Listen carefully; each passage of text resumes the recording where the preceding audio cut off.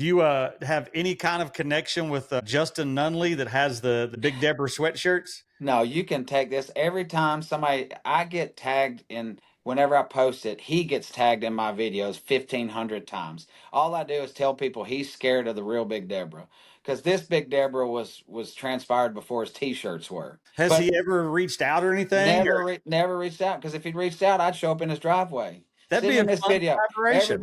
Everybody clip this video, send it to Nunley. Tell him if he's scared, get in my pocket. I'll drive Big Deborah to his house and take him to dinner. You know what? That That'd would be a be great something you video should too, do. right?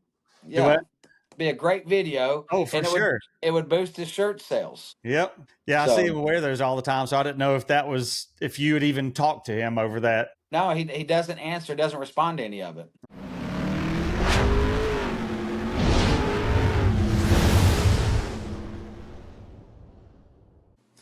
What's going on, guys? We're back for another Modified Rides podcast. Today I have someone that owns and runs probably one of the top aftermarket shops in the country.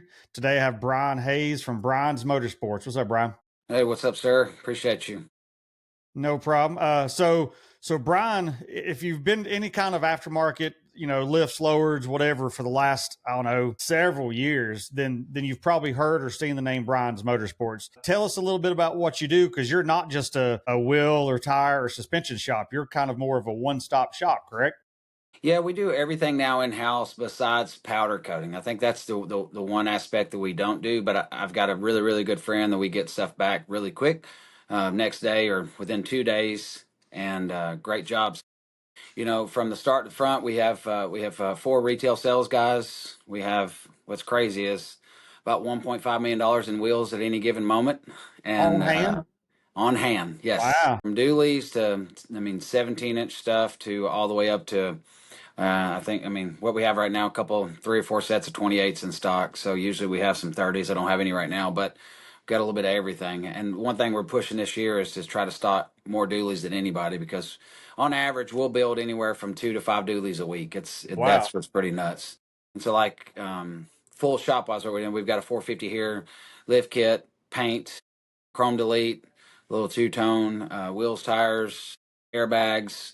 But we have a full audio shop. We've got 3 audio guys. We have 2 window tint wrap guys, 2 guys in the paint shop, and then the rest of the guys that run out the shop that we do, suspension, wheels, and tires is just on a daily. I would say we'll probably lift anywhere from 2 to 5 trucks a day is what we lift daily. Is that the bulk of your clientele, is the lift market? No, it's kind of shifted a little bit too. So, like, I've got a Caprice here now. We're doing full suspension on it, like QA1 coilovers, front, rear, like the full race setup. Basically like a $8,000-9,000 kit on a 87 box Chevy. So you never know. I mean, a lot of the I do enjoy a lot of the coilover stuff and like the C10 OBS stuff that everybody's kind of transitioning now too, where the markets changed a little bit, where we can afford to do coilovers on the front of a C10 or OBS, where remember when none of us used to afford it? We used to take the factory springs out, cut them, and like, all right, let's go ride, boy. Wait, you took springs out to cut them? Everything I've had, we've cut off in the car. In the car. So I will confess, my first car, I'm gonna laugh. I don't know that I've ever said this on live. Was a 89 Ford Taurus, and with a set of 14-inch American Racings, and we heated the springs in the car. I've never gone that route. I've always, take the cutoff wheel, put it on jack stands, and you count how many coils you need and cut it and go to the next one and Right.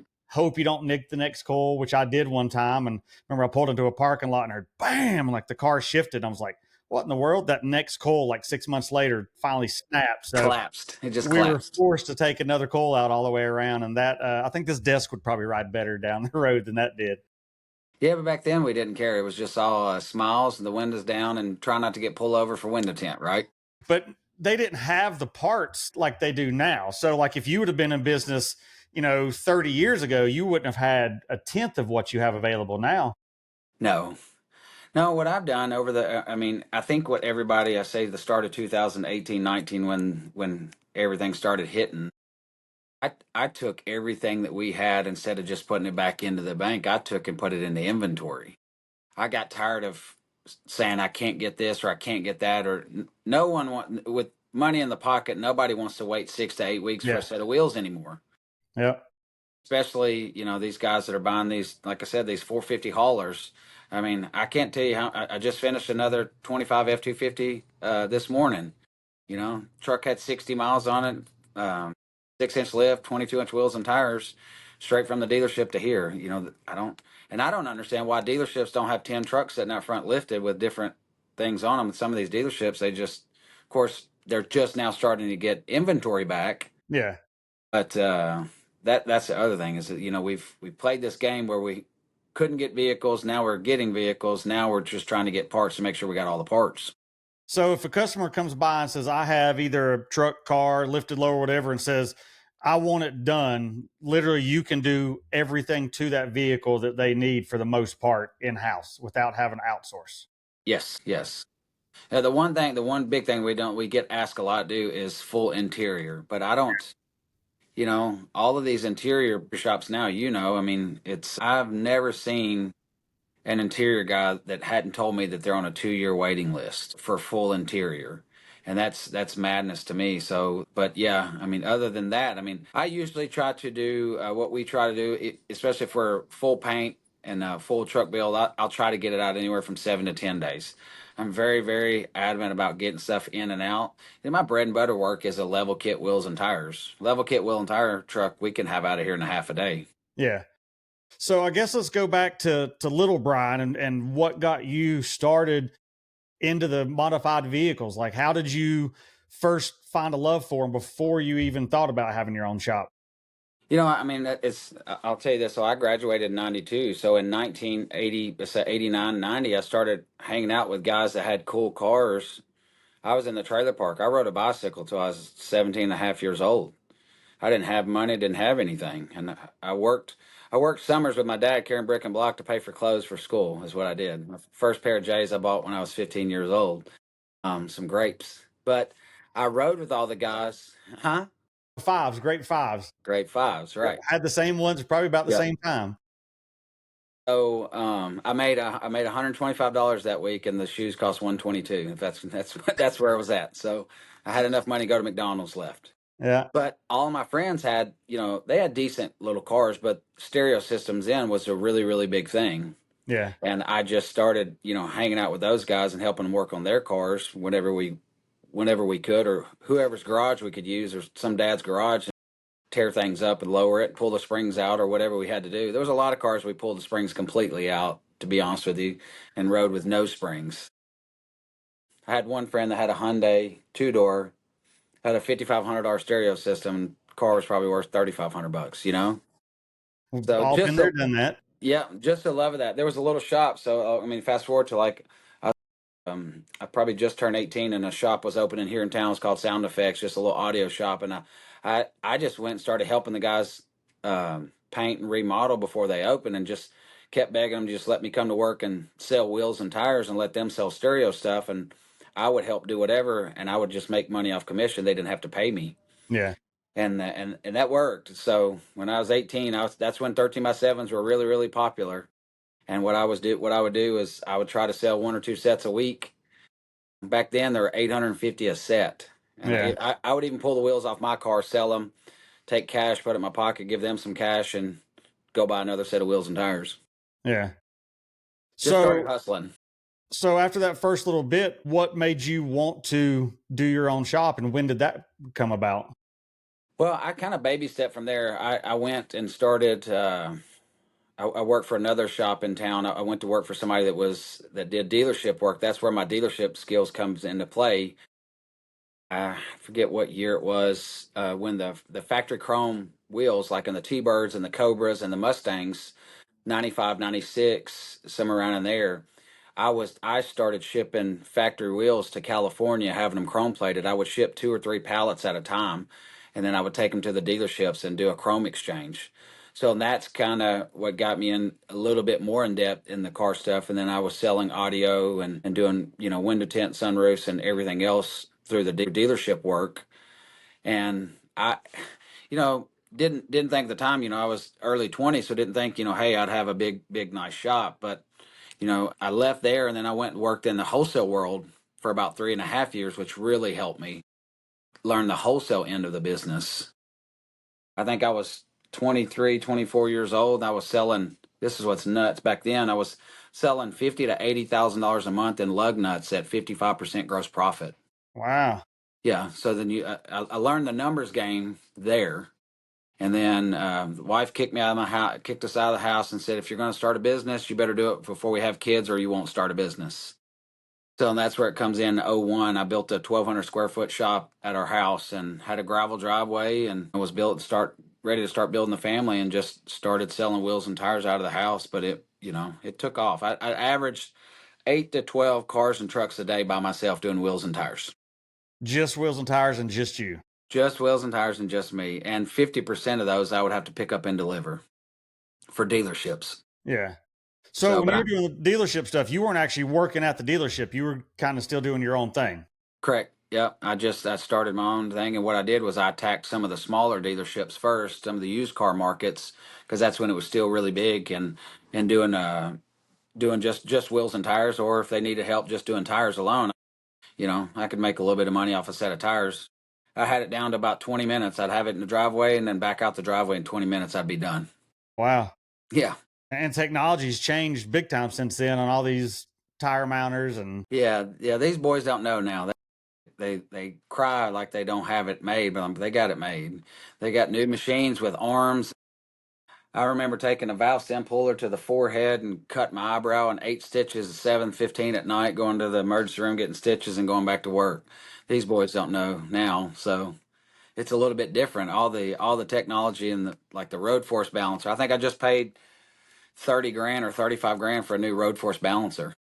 When I started, I had a $2,500 snap-on balancer. wow. A little different.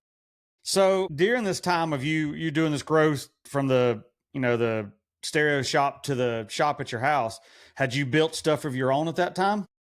Yeah, nothing major. I liked. What's funny is I had traded for. I had a Caprice wagon with wood grain. I love those things. Yep. When nobody had them, sitting on 22-inch wheels lowered, and I had traded a S10 with no air. I traded for the Caprice wagon just because it had AC and I could deliver 4 wheels and tires in it. Probably had the front roll pan, the rear roll pan, probably had all that on it. Yeah, it was pretty pimp. So it was fun. Of course, my wife wouldn't ride in it, but that was the only thing. We all have to have that vehicle from time to time the wives don't want to be seen in. You're exactly right. Yeah, and I've had a few of those. My wife hates the Maverick because she's like, it has as much wheel gap as the Tahoe does, and the Tahoe's lifted. I'm like, well, give it a week, it'll be lowered. Don't. Yeah. Yeah, and when your wife starts talking about wheel gap, you're like, "Holy cow, you're in trouble." Yep. I have the Yeah. new suspension. It's sitting in the garage. It's been too cold to fool with it. Yeah. So how long did you stay working out of the shop at your house? I were probably close to 4 years before I moved out of there. And where And did then you go after that? I went to a little bitty hole in the wall place. Funny thing is, I tell people, a lot of people don't remember it. It was actually, the cool factor was directly behind the little bitty shop that I started when I was 18 years old. Just a little garage. But 9 months, I put myself moving from home in about a $90,000 hole before I found the building that would help me, elevate to get out in the public a little bit more on one of the side main roads here in town. Now, when you were at that shop or the one at your house, was that still considered Brian's Motorsports then, or was that just Yeah. else? Yeah, I still have the original OG signs. So as soon as I moved out, my first signs, I have those. Like now, right now, we're in my office, but I have them in my podcast area. So that's why I wanted as much history on the wall. I built a history wall basically as I could. Yeah. So what inspired you to start the name Brian's Motorsports? You just I think back then, I mean, the one thing that got me when I wrote out or draw, I'm not a drawer. I suck at drawing. I'll be honest with you. A 2-year-old could probably draw better than me, but I somebody finally took me forever to, how it is to get your logo, to get it right. And then when actually it's here. So look, when somebody did this and did those O's as wheels, it just, man, it got my mind spinning. And so it was really cool because, the first website I had done, when you clicked on it, the wheels spin in the name, yeah. and it had all the little things like that. But now that's where, I kind of fast forward a little bit, like where I say BMS. because I tell my guys it's not about Brian anymore because I have a team of 25 guys and girls, and Brian can't do it by himself. So, and that's the one thing that I've done is, and a lot of people, I'm getting ready to redo a shirt that says Brian's Motorsports, and sometimes I tell myself I don't want to because I don't want it to be about me anymore. Yeah. You know? So you kind of semi rebranded it as BMS. Yeah, the branding, the BMS started with the dealership trucks, building lifted trucks and branding it that way. That way, a dealership would know if someone comes back and goes, I want Brian to build my next truck because he built a really good truck. So, or someone comes on a dealership and they'll go, oh, did Brian's Motorsports build that truck? They're like, yes, he did. So, okay, I want to take that truck. And so that's what we started doing with that because, there's so many different companies out there and not talk bad, but, I take pride in what we do in our dealership trucks, because I want, I want the customer to be happy with the truck. I want the truck to last, and I want the truck for them to have resale value in it when they do go back to trade it in, or let's just say give it to their son, that it was a good built truck and not just kind of pieced together. So because you never know. I mean, the thing is to me, like I take pride in all my women that I build Jeeps and different things for, Broncos now, whatever. I mean, that's one of my cool aspects. I got so many women coming in now doing tours and all terrains on Tahoes and Cadillacs and everything else. I mean, that's awesome to me, you know. And then by doing that, if the women trust it, you're going to have your guys handle it like it was your wife or one of your daughters or something, and make sure that it's done right. Yeah, I mean, like my son's in college. I tell when kids come in here, I like talking to kids because I tell the kids, I give them a little speech like this is your responsibility. It's not you're driving. You're responsible to oil change, rotate, and balance the tires because we put a sticker in the car like a rotation sticker and I call it. It started for women to remind them when to rotate their tires. And it has a phone number on it. So I tell the kids, I'm like, hey, you don't need your mom or dad to call and make an appointment. You can call and make an appointment to have your tires rotated. You can come sit up here 15, 20 minutes, ask questions, whatever you need. And then that way, they have to learn. I think that's one of our biggest problems is not a lot of people giving the younger kids, knowledge. They just stick them in the car. Here's the keys and this is how you put gas in it. Right. Yep. I So, push that with my daughters. Like, you need to know what's what. I mean, hell, I got her a little portable tire inflator for Christmas because she had to go to the gas station. Couldn't figure out. I'm on FaceTime with her while we were at SEMA this last year, trying to figure out how to put air in her tire. She goes, it keeps letting the air out. And then some guy walks up and is like, you got to hit the power button. And she's like, I feel so dumb. So I'm like, I'm going to buy you this so you don't get embarrassed at the gas station again. So after you had that, as you called it, the little hole in the wall shop, what made you move out of there into something bigger? because I got a spot out on the main drag, it was basically just not a quarter of a turn off the main road, and it was a lot of drive-by traffic. It was a little two-bay shop, and that's where I started lifting. I didn't. It was just me and another guy. I finally got to where I could hire someone, so we would do a lot of wheels and tires and some accessory stuff. And then I got to the point where I'd hired a guy to do all my lifts, which he was doing at home, which I hated. So I stayed there. I stayed there. It was crazy about 3 years and tried to buy the place. I couldn't get it bought, and then that's where the building we're in now come available. That was which was pretty awesome here in town. Was Hendersonville Tires started in this building in 1967. And so, and then for us to move here, I would say oh six maybe, I think is when we moved in here. So it was really, really awesome for them to move out. They're across the street still. Family, they run business. And then once I got in here, so we made a goal. I kind of made a goal. Never thought that my wife and I would own a strip mall, but I kind of put it in plans with the lady that owned it because she was super nice, super sweet, and I helped do a lot to the whole building itself. But we had about 3,800 square feet to start off, and then and kind of grew from there. So now I think I would say total space with the showroom, paint shop, and everything we have now is probably pushing somewhere around 28 to 30,000 square Oh, feet.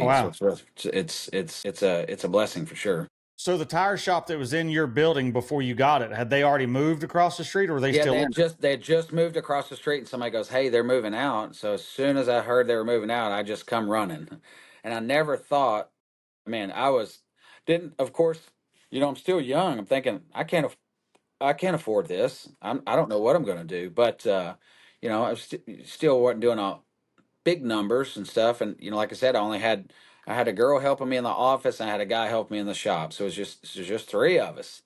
So to start that dream and to move into where we're at now, man, it's and now and now that we've remodeled everything and done everything on, and what they're calling this is kind of the older part of Hendersonville, kind of like the retro style. And we have made a huge facelift, and with everything we've done in the front of the building and the back, I mean, you can't see the back, of course, but the front of the building, it's just a big staple of the city now, Yeah. showing how much you can take an older building to make it look like something. And those that don't know, Hendersonville, Tennessee is just what, 20 minutes north of Yep. Nashville? Yep. 15 miles. It takes 15 minutes on any given, as long as there's no traffic. You know how crazy traffic is now, but it's usually it's fairly easy. So, with that tire shop moving across the street, did that help or hurt you selling wheels and tires across from somebody that's been there since 1967? I've always been that person where I don't like the word competition. Your customers are your customers, and my customers are going to be my customers. That comes along with customer service. That's the one thing that we're always driven by. That's why we don't sell online. What I tell people also, because we sell customer service. We don't just sell a product; we sell a service, and that is treating people like family. If something's issue, like I said with the kids, help teach the kids.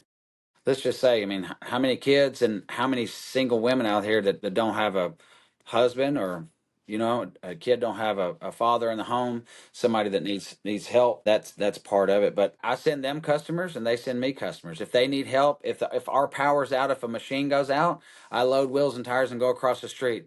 Same thing goes for them. If they have power go out or machine, they bring stuff over here. We just wash each other's hands and back. That's it. So, it's just one big family across the street from each other.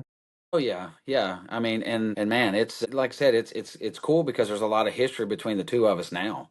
What's crazy to think is we've been here 20 years now. Is That's yes. you moved in what, 05? Oh five. So you're right. It is 20 years. Yeah. Oh five. I said oh six. So it is oh five. Correct. Yep. So, how long did you stay with that original building footprint with that square footage? So once I purchased the building, so this I'm in our new warehouse.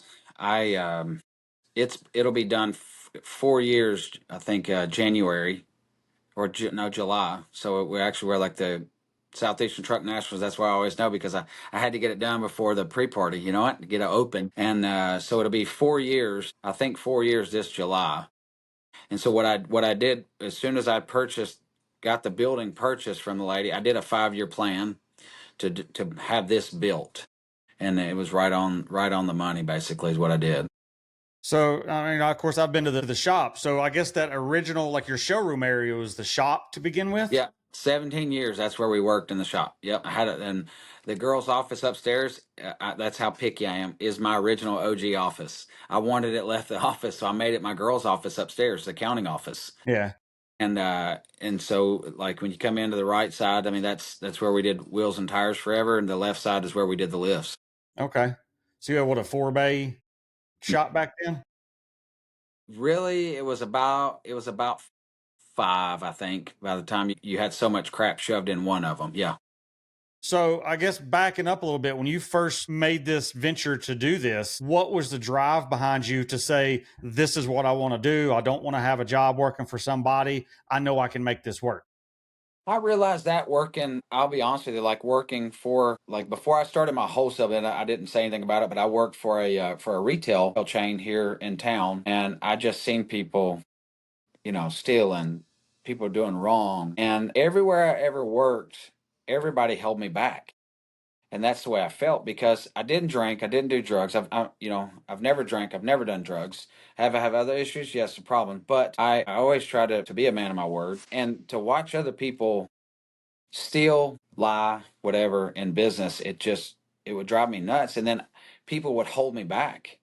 I'd worked for this place for like 9 months, and they seen I went in and I started rolling. I was doing really well. It sells up, and I just that's when I made my mind up. Then they were like, "We want you to stay. We'll give you this store. What would it take to give you this store to run?" And I told them, I said, "If you'll fire everybody in here and let me hire new people, that's the only way I'll stay." And they said, "Well, we can't do that." I said, "Well, then I can't stay, because all you're doing is going backwards." Yeah. I mean, there was no loyalty there. There was, I watched people come and go. I watched money just go out the windows. And everywhere I went, everybody would just hold me back, and that's not what I wanted. I want the best for everyone. Everyone, the thing is like I used to tell my son, it's like sports. If you can't make the man next to you any better, what are you doing, right? That's a And good it's the statement. same way here, and Yeah. in the same way that I'm not a boss here. I'm a coworker. Okay, I'm not. I don't like the term boss. I don't like. I've never really liked it because it just terms of power, right? That's what everybody thinks, and I can go out and get my hands dirty. I can work under trucks. The only thing I can't do here well is align and weld. Everything else I can do. We One all know day, our limitations. yeah, one day I'll get it down. I just, but I like helping people, and I like cutting up with my guys. I've been in a struggle here the last couple of months because and I had a friend call me out, and he says, "Why don't you get back to who you are and how you started?" And it made me take a step back and go, and how did this start? What where did my happiness go? And really what it is just cutting up, having fun, and taking care of people. Well, And then I know go when you ahead. gave us the tour of the shop and everything, like it seemed like one big family. Everybody was there. You were razzing guys that were, doing lift kits and stuff, and be like, "Oh, you don't have that done yet?" And they were like, "I just started." Like the atmosphere seemed like it was a fun working atmosphere for sure. Yeah, and the thing is, and that's what I tell them, if we're going to be here, everybody always says that, you spend half your life at work. Well, if it sucks, why are you here? I just had a young man, he's been with me 2.5 years. He's taken a job doing a diesel mechanic, and I applauded him for the way he came in, sat down in my office and said, "Thank you for helping me grow." And I told him, I said, "Buddy, that's what I love." I said, "For you just to sit down, talk to me, tell me." And he gave me a 3 week notice. 3 week notice. He A lot didn't of come in kids and go, don't do "Hey, I'm that leaving now. tomorrow." And that's what I want. If somebody has driving on the other, and that way he'll know if he goes to do this diesel mechanic stuff, if he's not happy, the door's still open. And it doesn't matter. Even if he comes back, he knows that I'm still going to love him. And if he needs something, I'm still going to help him. So what? To tell the people that's kind of wanting to maybe start something of their own one day, what was your hardest part and easiest part about creating the business and the brand that you have that's so dominant right now? I'll tell you one thing. And this goes along with life, work, everything. First off, you gotta be okay with the person in the mirror. And it's part of my testimony too. If there's going to be certain days that you're going to look in there, you're not going to like yourself, and certain days you aren't. That's really really it. You've got to have faith and trust in God and in yourself. And one of the biggest hurdles, and I just had this conversation over lunch with a good friend, and you can't put your you can't worry about money. That's the hardest thing in life for us to have to deal with in this world is money. But if you worry about money problems, you have money problems, correct? Yep, And 100%. so it's like my wife said, if you're going to do this, get out and go. Exactly what my friend said earlier. Only way that I know how to take care of things is to get out and go do it. Make yourself a goal. There's a lot of guys. I mean, get up at 6, get up, do this, this, this, and this, and set yourself goals or limits to what you have to do. I think if I would have learned this a little bit sooner, like if I get up at 6, I read my Bible, I go to the gym, then I come to work. Most of your wealthiest guys, the top 10 most wealthiest men in the world take a nap in the middle of the day. So my goal is to try to take a nap in the middle of the day. Maybe I need to start trying to do that now. Right?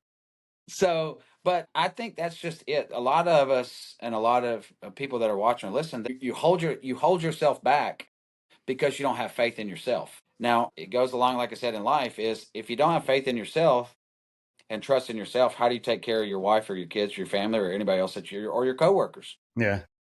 So if I come in here with my head down, I'm not going to accomplish anything today. But I think that's really, really it. That self motivation is really, really, really huge. I'll give you this little thing because like I start each day usually with a positive thing on my Instagram, right? Unless it's Fridays, then you have dancing. That's right. We gotta love Fridays, okay? For y'all that don't follow the Brian Motorsports page, there's always some kind of dancing deal. I'm waiting for Brian to have him in the video one day, but it never is. Yeah, they keep telling me I'm too white. So even though I was born in Memphis, it's like I'll get it back. I used to break dance, so I'll have to get it back to them. So that all started, that motivation started with a lady that was I'd posted something on Facebook, simple, and I'd seen her in a coffee. She said, "You know what? I really appreciate you posting that. That meant a lot this morning." And so I'm like, you know what? If I could change one person's mindset a day, I'm just going to do this. So and a lot of it, 90% of the time, it's for me too, right? So because everybody will call me, they'll go, "I seen your post. Everything okay?" I'm like, "Why? Just because I put it out there, what's on my mind? Yeah, I'm good." Right? Part of it. So when I know you started doing the SEMA stuff, how long after you started the shop you're in now did you start doing the SEMA stuff, or did that come before? No, it was here. I want to say 2015 is when we built Sergeant Steel. Was probably one of my first ones, Okay. and that was just, I mean, to me, what I love about semen, which everybody thinks that you wait till the last minute. No, it's not that we wait till the last minute. It's most of these companies are going to wait, we're getting a part or parts wrong or this or that. This year, once again, we did 3 in 2 months. I will not do 3 again. I about killed everybody here. I mean, goodness gracious. I averaged 3.5 hours of sleep a night for 2 to 3 weeks. It's not for the faint of heart. It's not. That's why my build this year, I've already got parts showing up. We're already I see stacking you. stuff. Yeah. Yeah, don't rub it in my face. I see you. Yeah. I don't like to play that SEMA crunch game. I've put parts on in Vegas. I put wheels on in Vegas. The only cool factor of the SEMA Crunch is I get pizza and Red Bull with my guys and cut up and no phones after hours. Yeah. I told all my guys I had some newbies this year and they didn't understand it. And I told them, I said, SEMA trucks aren't built during 9 to 5. They're built after hours. And your productivity is after hours.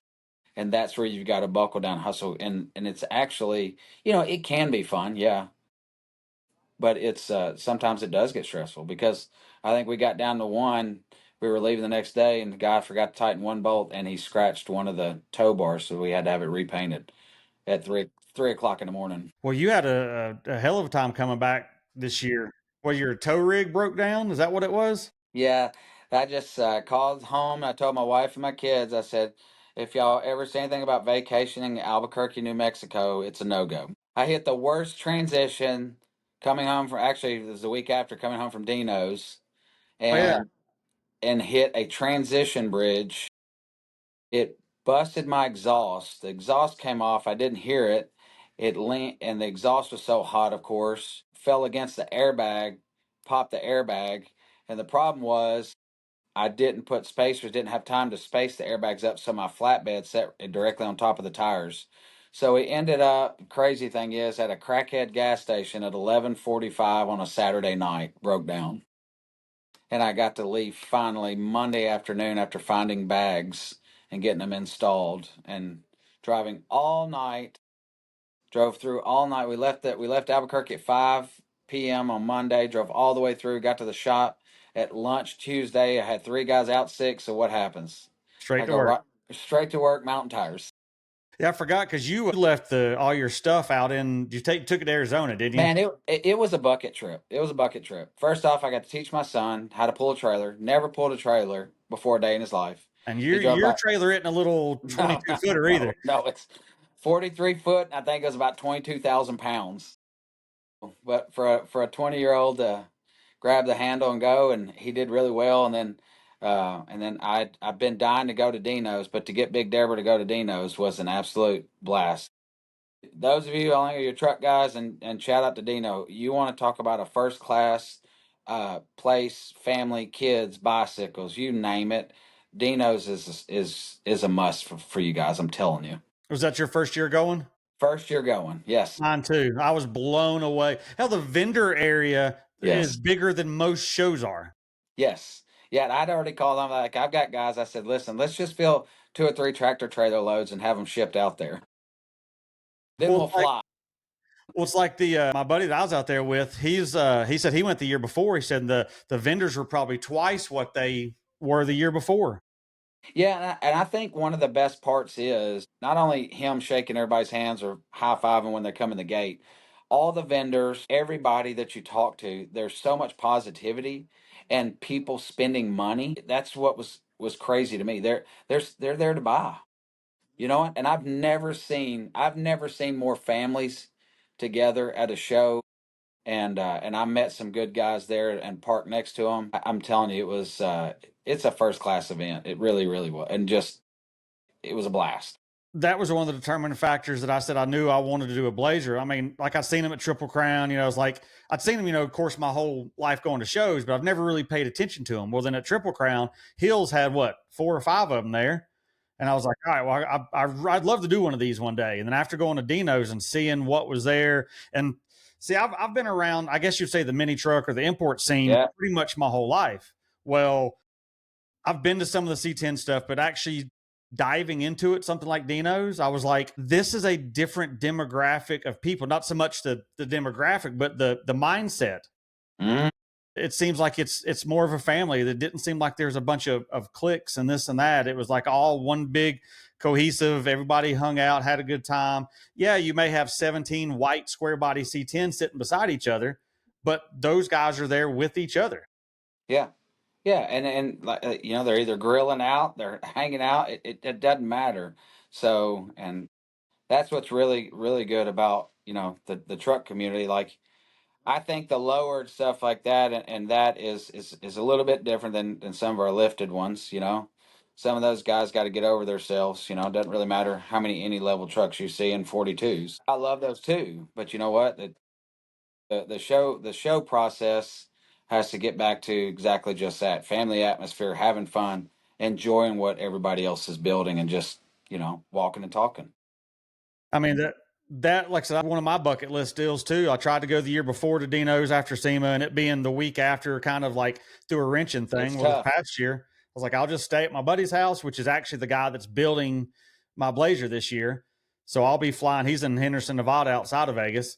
So I'll be flying out there multiple times this year. And he's like, well, if you're getting this price, he goes, you're going to be hands on. He goes, any grunt work, anything you're going to get dirty, he goes, you're the one doing it. And I'm like, let's go. Yeah. Yeah. For me and one of my best friends to build something that's further than I've ever gone before, because everything else I've done's been brand new. Yeah, yeah. If you're building a classic or you're building an old school, you'll know you got it. My square body's been sitting over tore apart now for 2 years. It's killing me, and everything's sitting here ready to go back together. I just got to. I've got. My wife said, "What? How much time do you have?" I'm like, "That's a good question." So, good question. So to go back with some of the SEMA stuff you've done, you said so 15 you had your first truck Jeep, there. Jeep. Yep, Yeah, with who'd you have that Forgiato. for? Forgiato. I built it with Forgiato. Okay, because you've done a lot of stuff with them over the years, I guess, through the shop. Yeah. So they, whenever they came in, I had. What's crazy is I tell people I had no money. And they come in, they go, "We need a dealer for Tennessee, but we need you to buy 10 sets." And so then, 10 sets was on average 5,000 a set. So you're talking 50K in wheels. And literally before I could even think about it or even think about the money aspect, I said, "Okay, I'll do it." And then when they left, I go, "Wait a minute, I don't have $50,000." So I made it work. I think I sold over half of them before I ordered them. And, still to this day, I help them with different designs. I think we have 5 design wheels together now, and I still help them with trucks and dualies, things like that. And the guys there, I've got a couple of my key guys there at Forge Auto that have been with me since day one, and it's really awesome. So what'd you build after that one? What did I build? I built another. I built a Bruiser before Jeep come out with the Gladiator. I built a Jeep truck with the LS3, and then 17 is when I built two F-250s and the Nissan Titan. I built the first Nissan Titan XD diesel with fiberglass fenders, front rear pre-runner, front and rear Okay. on 40s. So at the time it was I think it was full throttle suspension, or FTS was it? It might have been bulletproof. I can't even remember the lift kit we used, but there was only two. There was only two of those kits at SEMA, so that was really huge for us. Yeah. And for all the air ride people, and so in 17, I built two Kelderman trucks and a wide body truck in 90 days. 90 days. It probably took you longer than that just to get the parts in hand, though. It was tough. Yeah.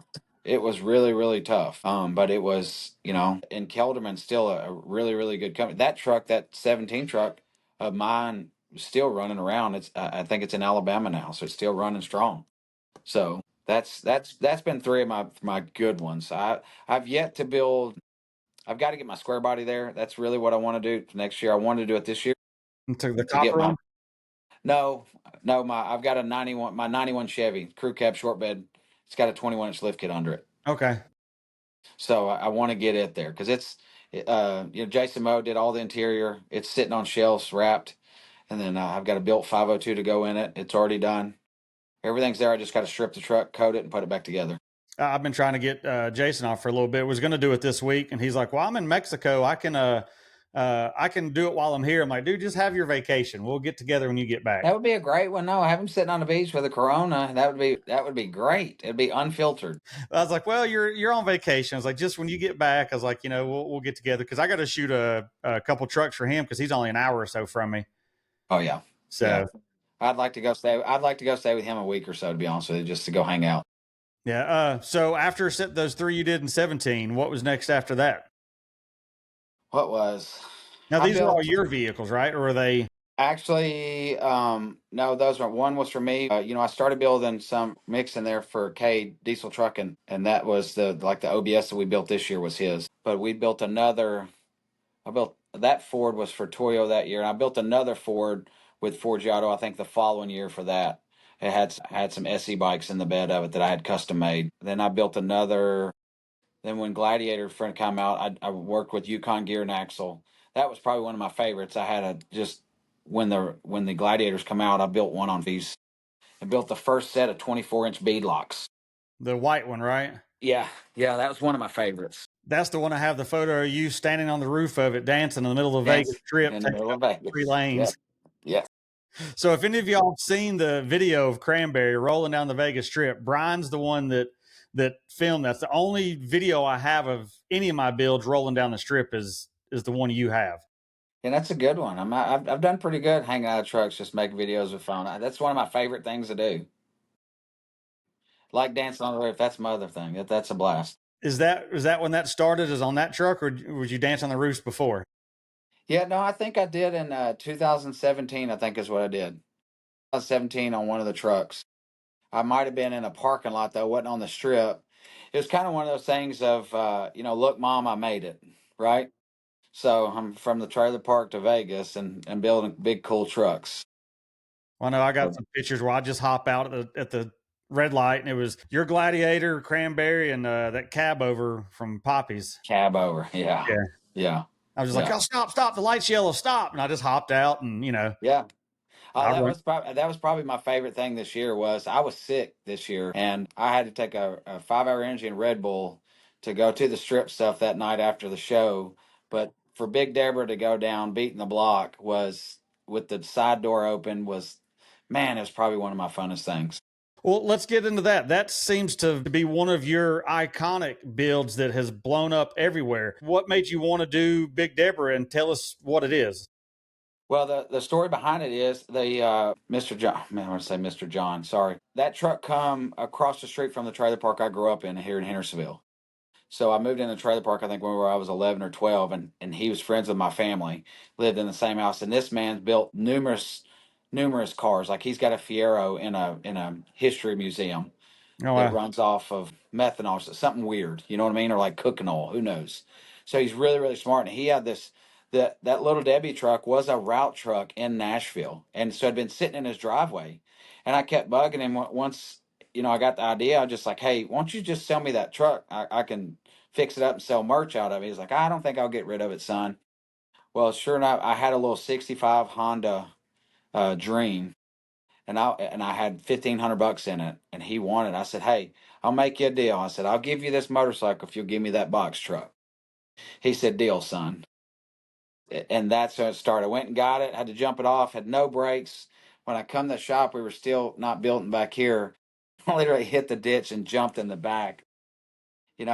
First time I seen it, that's what we said. You're like, all right, it's got to be Big Deborah.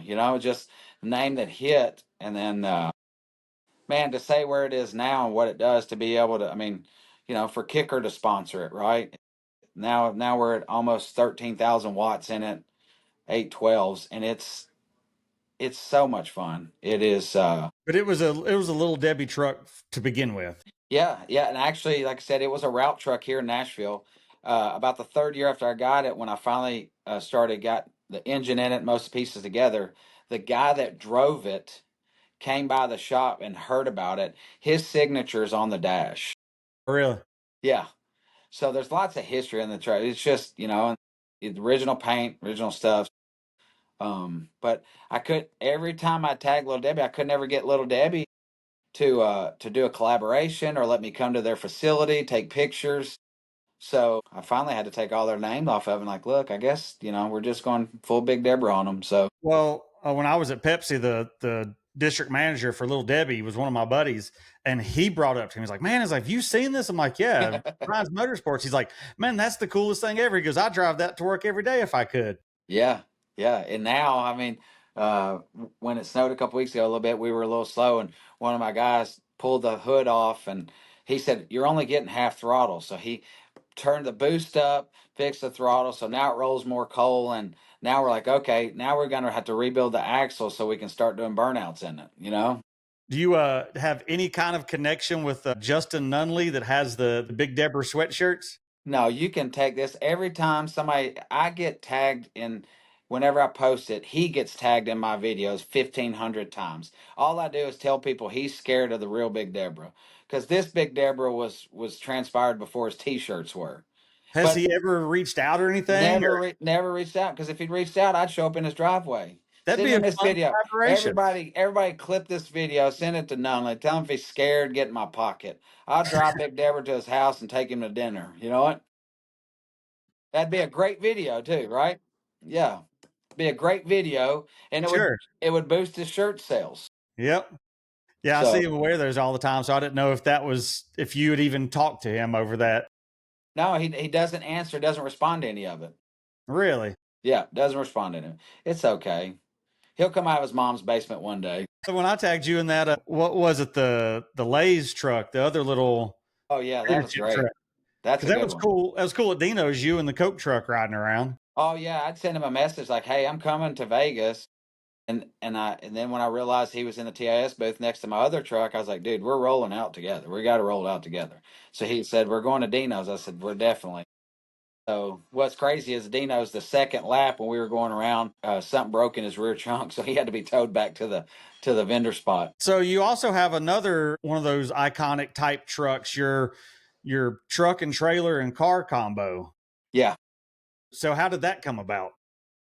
I was up the street at a classic car lot, Maple Motors, right up the street here. They've been there since the '70s, and I run into a buddy, and I was like, "What are you doing up here?" And he said, "Man, I was trying to sell him this truck, and it's a '87 government work truck, crew cab long bed. It was just a base 350 white trucks lowered on factory wheels."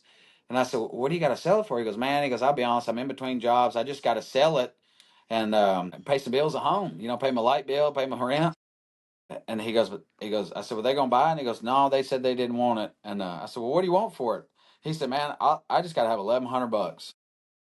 And I said, "Well, follow me back to the shop." He said, "What?" I said, "I think I got $1,100 down here. I'll buy it from you." And what I love about that truck, and it's still on there today, the front tag on the bumper is the original government tag.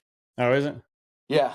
And so what we did was my pops and I, and that's my dad was working with us, we would I would buy lunch every day. There's that time I think that grew to like five guys at the shop. I would buy lunch every day. And so what I would do, we would fill that truck full of scrap metal, all the parts coming off the lifted trucks. We would fill it full of 3,000 pounds full of metal. My dad would drive it to Nashville, and I would get $800 scrap metal. That's how I would pay for lunch, and that would be our lunch money. And so I told him, I like we drove it about 3.5 years. And I said, whenever it breaks down, we'll just do something cool with it. And we had taken a grinder and literally just ground all the paint down. We took two grinders with big 5-inch wheels and just ground all the paint down so it would be natural rust. And so like it sat for 7 years before I cleared it. Oh, wow. So, but now it's got a LS2 wheel wood brakes. 2415 rear. Inside, there's some history, and I've got a baseball bat that was found in the basement here at the shop from the '70s. And I coached in Goulitsville, the 2012 Little League World Series kids from Goulitsville. All their signatures are on it. There's a bunch of cool stuff. It's got a whiskey barrel bed. One of my customers passed away with cancer. He built that whiskey barrel. It was $2,000 mahogany wood, and he built it on a CAD for me and brought it to me.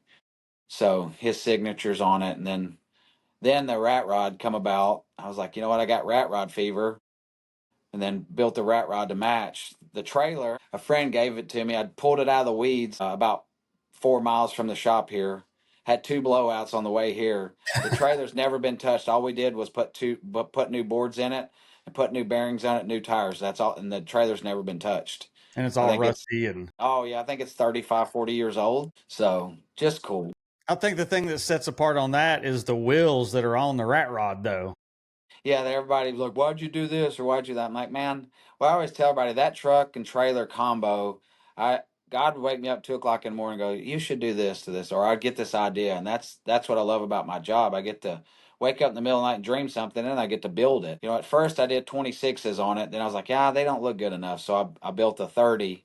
And then Greg from Cap King, 110 Machining, he's like, let me just go ahead and mill some pennies in it. I was like, okay. He said, but under one condition. I said, what's that? He goes, I got to do the back of it too. I said, buddy, you got to do whatever you need to do. So, and man, and the cool thing on that car, it's a 430 or a 460 big block Ford. Everybody's like, why are you putting a Ford engine? I said, it's a Ford. I'm picky. Leave me alone. It's my car, right? So I bored it to a 490, but that car, it'll sit for 3 months. I can go out, take the trickle charge out of it, pump it 3 times, and it starts. Wow. And it just sits there and lopes. It's just, it's, But the big penny wheels on it, I think, is what catches people's eye when it yeah, first rolls in somewhere, because all the combo matches from front to back. And yeah, yeah, because I've been itching to figure out to either put Forgiatos on the trailer and do it. But I'm like, you know what? I love the way it looks. I hate to change anything. I do think this year what I'm going to do is I'm going to go ahead and gloss clear. I talked to Poppies about it, gloss clearing the whole combo and just making it just drip, you know? I've teamed up with them this year. I'm doing their flat out clear on the Blazer, because we're keeping the patina on it. So we're going Right. to use the flat out instead of doing the gloss. I like it. It's awesome. And then, you keep something just, natural looking. So it's that truck and trailer to me is I can get in it and drive it to Louisville. I can go wherever in it. It's now that I've got it setting right. I just did a copper billet specialty pulley system on the LS about 6 months ago. That just what I love when you open the hood now. It just that copper pulley system on the engine's stupid. I love it. It ties everything together, huh? Yeah, it would be cool. So I have thought about it. If somebody would take it, I would drive it to Vegas. If somebody would go, yeah, I'll set it up here. Maybe one year I'll get that spot and just take a road trip. It'd be fun to do. And the bad part with that, though, is everybody's so limited on space, and that's such a huge footprint between the truck, the trailer. Like, it's so badass, and it would make a ton of presents. But they're like, "Oh, here's your 10 by 20 you can have," and Yeah, it's twenty for five hundred 35, dollars for your company. hey, for $35,000. Yeah, it'd have to be something. I'd have to sell some product off that for sure. Yeah. So, what's the future for Brian's Motorsports? Where are you wanting to see your company grow to? I don't necessarily, I don't want to grow. I tell myself, I mean, 25 employees is enough. I'm working on, like, I like my wholesale end too. I like helping other people. What I always tell younger guys that have shops and then back to starting a shop is to bypass the 5 to 10 years where I started. If I would have known, hey, lift kits, wheels, and tires is where you're going to make your money to get you pushed to where you need to be. And so now, that's where it comes along with inventory. What I have, I want to help guys, and I buy in bulk, and that way I can sell them a 6 inch Elevate kit, 24 inch JTX wheels, and 37s. It's all sitting here. Yeah, Because where else are you going to go that has all three of those components sitting in one spot? And and my guys too, they can ask questions, and like what's awesome to me is Tyler that helps me do my wholesale. He's not just a salesman; he installed for 5 years. He was a shop manager for a year and a half. So when you call and get him on the phone, he's He's going to tell you what you need, what works, and what doesn't work. He knows the combos. He knows the combos, and that's the one thing that I want us to do. I want the wholesale side to grow, and it's not just necessarily numbers wise, but like I said, if I can help other people grow as well, then that to me is big.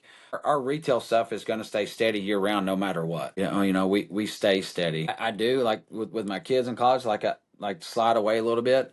You know, I've been working on getting a couple, two or three of my guys to set up and shows to do it, and that way I can kind of slide in and do stuff too. Because the other thing is with shows, what you want to do is you want to go hang out and talk to people, right?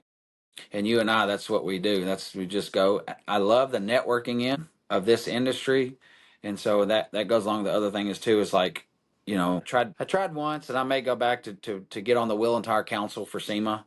I went and did a meeting last August, but I like the engineering side of the industry stuff now too. Like it's really really cool to helping Toyo with tires. Yeah. You know, our meeting at SEMA for all you truck guys, so we're working on is the S. They build that 335, 25, 22 for C10s and square bodies. But I told him, I said, but you don't have a 265 or a 255 30 22 to match the front.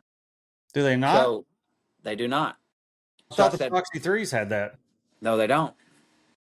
They do not. I could have swore because that's what I was looking at doing this year was a Toyo setup. Yep. So that's stuff I've been pushing and trying to get in with Toyo, which we met and had an engineer from Japan, but stuff like that. That's what I like doing because these people have to know. I mean, we're the working guys. The guys are going to watch your podcast or pay attention to what we do. We're the working guys, and like I tell them, I'm like, your engineers are great. They sit in cubicles and they sit at a computer all day long, but they don't install them. They're not with the customers. They're not, at shows going, all right, hey, what works, what doesn't work. From Dino's, I sent them two videos. There was two chassis. Both of them had the rear tires and had cheap front tires. I'm telling you. And I told him, I said, I said the other thing is people don't want to spend $5,000 on a set of wheels and put a $400 set of tires on it, right? And so that's what we have to do and work together and all this and all of that. It's that to me. I mean, I enjoy that side too. Figure out what's next, what's the next curve, right? So what'd you say you were building for this year, or do you even know that far because it's not I don't October know. yet? I have a couple things, so I don't know. I really really want to get my square body done because it's a cool piece. It's a 91, so it's the last year of the square body. Dual I just headlights. dual headlights, Yeah. yes. And what we did, what Jason did, I took the original interior out and had him redo the original interior. So like I said, it's a stock door panel, stock dash pad. Jason triple stitch leather, everything, and it's got like a Dixon flannel plaid interior. It's so sick. But it's a cool truck. Like I just got back from Barrett Jackson and watched two or three roll through, and that just made me want to come home and get on it anyway. Those things were bringing stupid money. Every Blazer it went across, buddies were sending me, "Did you see this? Did you see that?" I'm like, "Yeah, but I'm not building mine to sell right now. I want to. That's why I'm doing patina. I want to be able to drive it, not worry about scratches and swirls and Right. let OCD kick in." So yeah, Yes. like I said, when I commented on your thing, I'd love to get out to Barrett Jackson one year because it seems like that's turned into a show. I took a friend with me that usually goes to SEMA, and he actually said that he thought that was better than SEMA. Really? Yeah. See, I There deal. was just as many vendors there too. Well, I deal with my guy local that does all the Meekum stuff. Dwayne. Yeah, so I deal with him quite a bit with all his Meekum stuff. So I've gone like a couple of the Meekums, but it's like the Barrett Jackson. It seems to be where a lot of the custom stuff is. So Yeah. it'd be Big kind of names. cool to check that out. But Yeah. maybe I'll roll out next year. So yeah, Dwayne keeps me jumping with photos because he does so many vehicles a year. Yes. So, well, I won't keep you around too much. Like I said, appreciate you coming on. We've been playing tag quite a bit since I come down and check the shop out, which is cool for you guys that don't know. He's got a feature hanging in the shop that actually has my Tundra on the cover. Was it the Tundra that was on the cover? Yeah, I think so. Yeah, it's Yeah. in the podcast room. Yep. Yeah.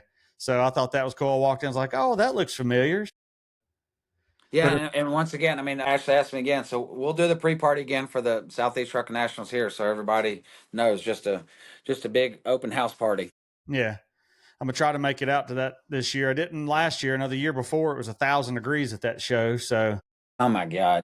if it wasn't for me having a golf cart and could drive with the window down and get some breeze, I think I would have lost like 20 pounds that weekend. Yeah, It was so hot, but it was a part good of it. time though. Yes. So I may try to head out to that again this year. So how do people find you to see what you're building, what you're selling, what? So the main thing is I do Facebook and Instagram daily. I've been transferring a lot of stuff over TikTok too as well. So just Brian's Motorsports. There's a backup page. It's like Brian's underscore Motorsports. That's a backup page. There's only like 3 or 4 thousand followers on it, but on the other one, I do have another page that works. If some of you guys want to sell trucks, I started last year. It's called Custom Trucks for Sale. So some of the stuff that I buy and sell, that's my side hustle. But me and a good friend, but we do that too, and we're contemplating start listing stuff for other people too. So in the truck community, so that way we can all help each other move stuff. But just Brian's Motorsports, and like I said, just follow. So appreciate it. And our podcast, I should have another. I'm starting next week. I have Brian Welch from Corn coming in next week. So I'm gonna transition mine a little bit around cars and trucks, and then kind of men's health or do some other stuff too. Okay. We'll have to check that out for sure. So any of you guys listening or watching this, go hit him up on his pages. He's always got some cool stuff. Like I said, we're still hoping to get Brian dancing on Fridays and not. Well, you said you're doing TikTok, so I always ask everybody, do you do the TikTok stuff? So that's your Man, transition right there. I got a 22-year-old daughter that knows how to dance, and she always wants me to do the stupid ones. I'm like, no, I can't do this. I'm like, come Yes, you on. can. Yeah, so I'm gonna have to put on some different shoes, I guess. Oh, speaking of that, before we go, Oh, come on. Yeah, yeah. Go ahead. Brian's also one of those. You guys that have listened to a bunch of my podcasts. I've had several guys on that are sneakerheads like me. Brian has gone to the next level. Not only is he a sneakerhead that likes to collect sneakers, he also has a sneaker store that's in the same strip as Yeah. his shop. Yep. Soho Footwear. Yeah, y'all go follow Soho Footwear if y'all need some deals. I don't own the store. Let me close this. We just strategically placed in there. Let's just say this is like a upper. It's like my other closet, basically, is what I like to say. So, did the store come about because you had such a big sneaker collection? Yep, I would say so. Maybe so. Yep. Well, I know a couple of weeks ago I had Mario Addison on. He used to play for the Panthers, and I was like, "How many shoes you have?" He's like, "I like 800 and something." I'm like, "What?" He says a Wow. 2-story shoe room in his house. Like his room is like 2 stories. So Wow. yeah, Yeah, but that's good stuff. I guess I almost need to go out there and do a video stuff of just his shoe room. That. I'd sit right in the middle of it with you. Yeah. Guess what's new, right? I was like, you're way above me. You're probably 10 times the amount because I got about 80 and you're about 800. That's crazy. Yeah. But it also ties back to those of us that are into custom vehicles. There's a lot of us that are into the sneaker world because it's also a custom aspect of our life. I mean, here's the thing: is I tell everybody I grew up with no shoes. Grew up when you grow up in the Michael Jordan era. I said it's just a given. But you know, made a pact with my wife. I'm like, here's the deal. When we first started this, I'm like, don't say anything about my shoes and my cars, and we'll get along well, right? But yet I had to give him hell because I went and checked out his shop. He had a pair of basic all black, like Reeboks or something on, wasn't it? I don't wear Reeboks. No, no, no, not Reeboks. They're probably for some night. They could have been some Hey Girls instead of Hey Dudes. You No, know, they were tennis shoes. I'm like, I'm shocked you don't they're have a tennis crazy shoes. pair of shoes on. I got on the no photos today, so. But my shipping girl just said, "Hey, you got a box in from Nike." I'm like, "Okay, thank you." All right. Well, I appreciate you coming on, man. Well, I guess we'll catch you here soon. All right, thank you, boss. I appreciate you.